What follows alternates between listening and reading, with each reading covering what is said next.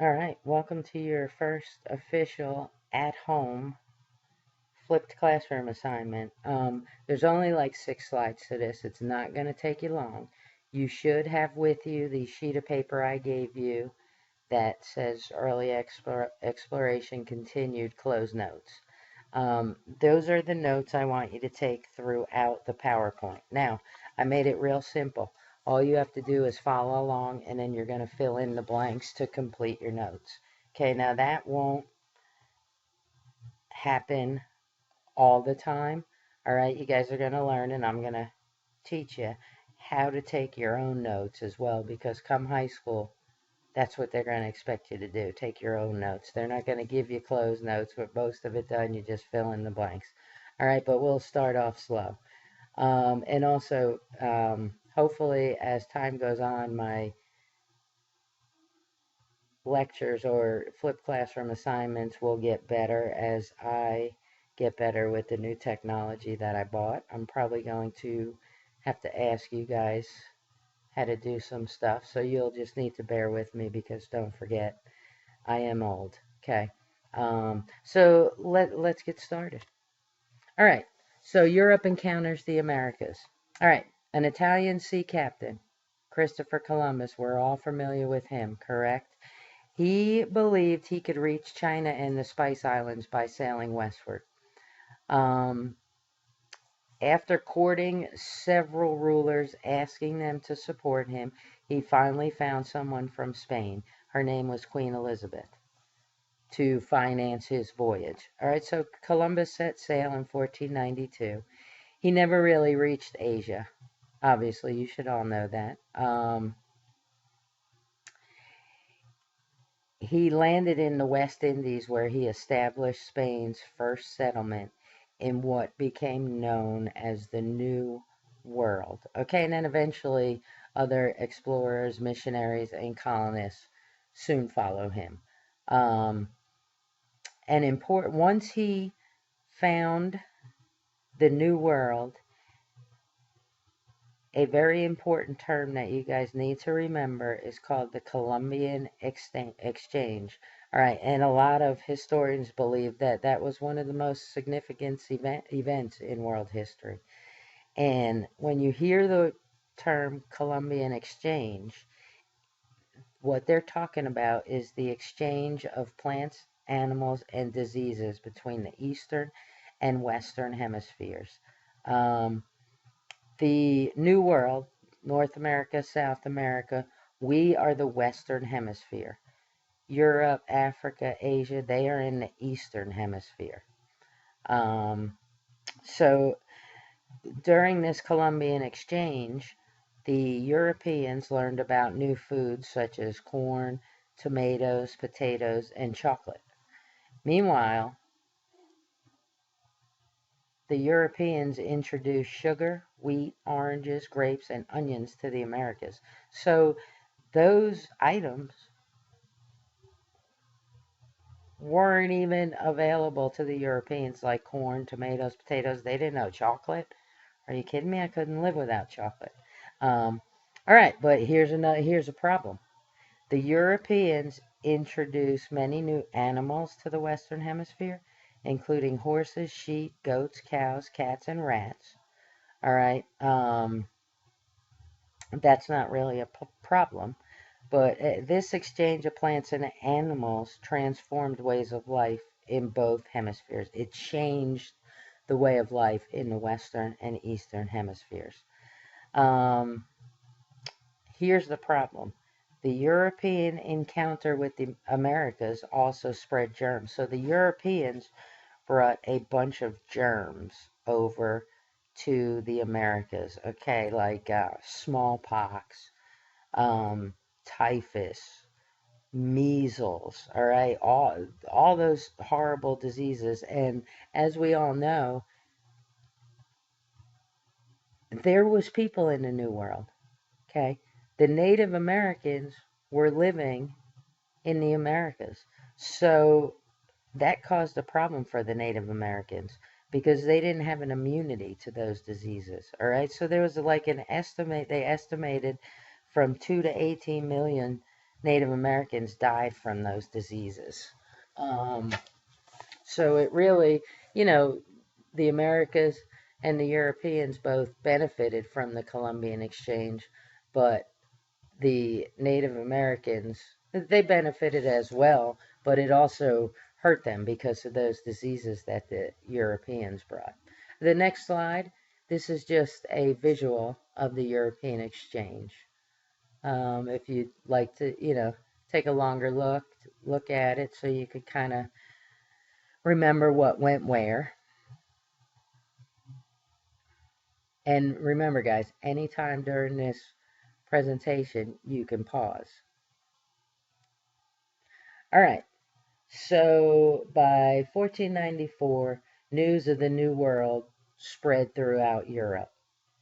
And the establishment of the New Spain,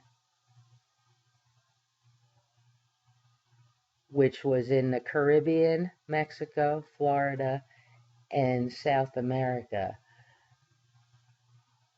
that created a lot of curiosity and interest from Spain's rivals, such as France, Holland, and England.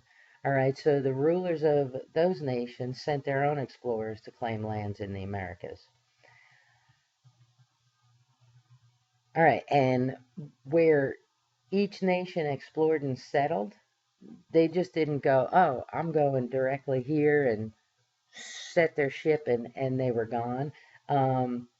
A lot of where they settled was affected by like the ocean currents, weather patterns, where rival powers had claimed. Okay, so they weren't, they had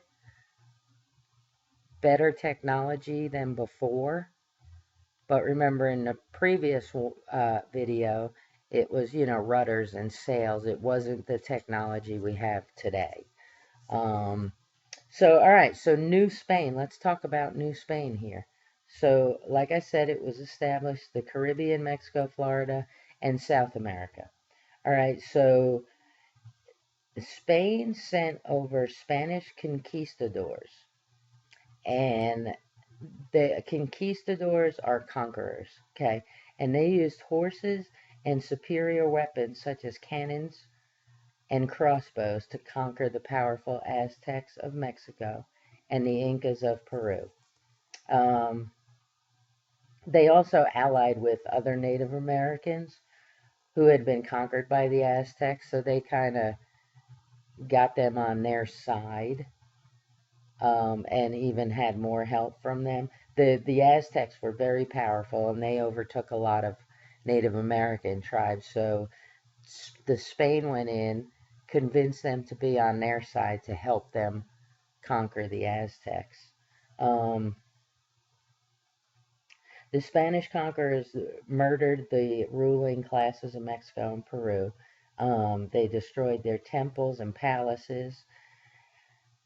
The Spanish monarchy, okay, they became enriched by shipments of gold and silver. So the conquistadors were finding gold and silver and they were sending it back to Europe. When the Spanish first arrived in the New World, though, they brought with them they brought with them a set of customs and traditions from Spain. And what the Spaniards would do is they took large tracts of land for mining, for ranching and farming. They told the Native Americans that they were, going to provide for them. But in the end, they really didn't provide for the Native Americans. They used Native Americans as forced laborers, to mine silver and to grow sugar cane or tobacco. A lot of missionaries came from Spain to convert them to Catholicism. Um, the Spanish used their religion to justify their domination over the Native Americans. A lot of Native Americans died from overwork and new diseases, and the Spanish replaced them by importing enslaved Africans, which started the Atlantic slave trade. So the Indians and slaves, they endured terrible conditions in mines and on plantations and ranches.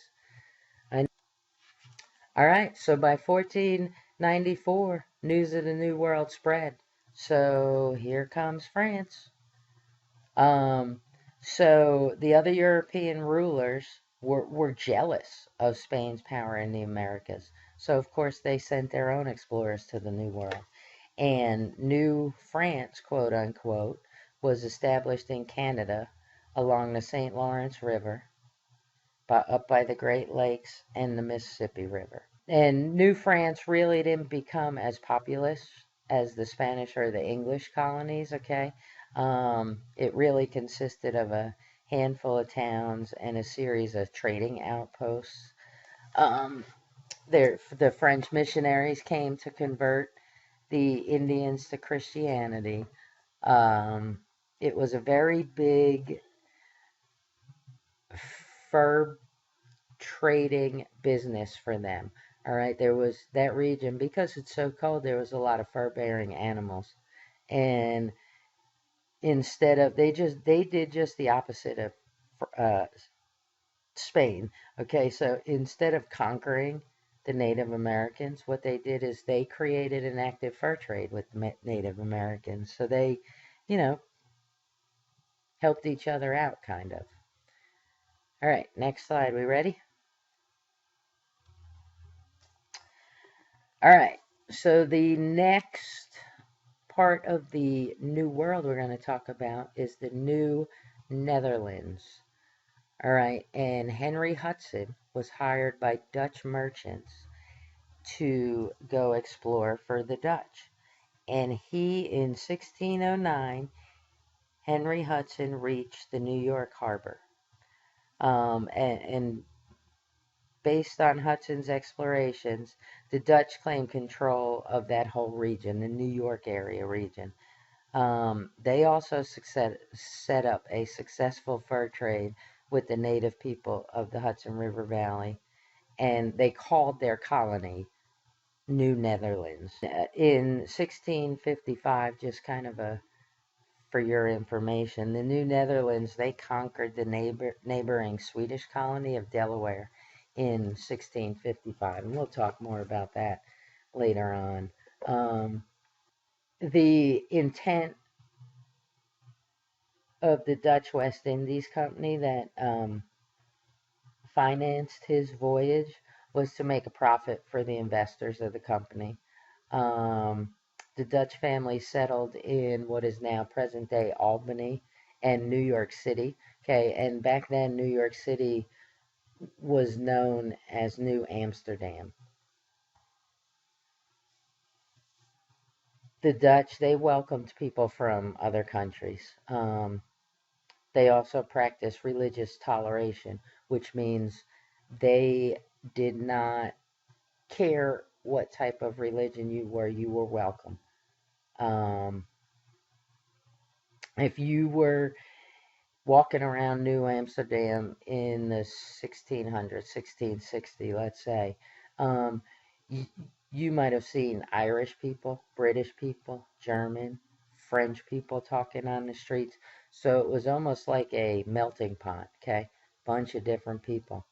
Um, the Dutch West Indies Company introduced enslaved persons to the colonies in 1625. Most Africans in New Netherland had been brought from Africa or the West Indies as an enslaved person. And we're going to talk about slavery and all that stuff.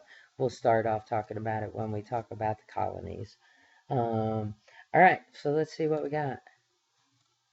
That's it. I hope you guys took the notes. If you need to go back because you missed something, go back.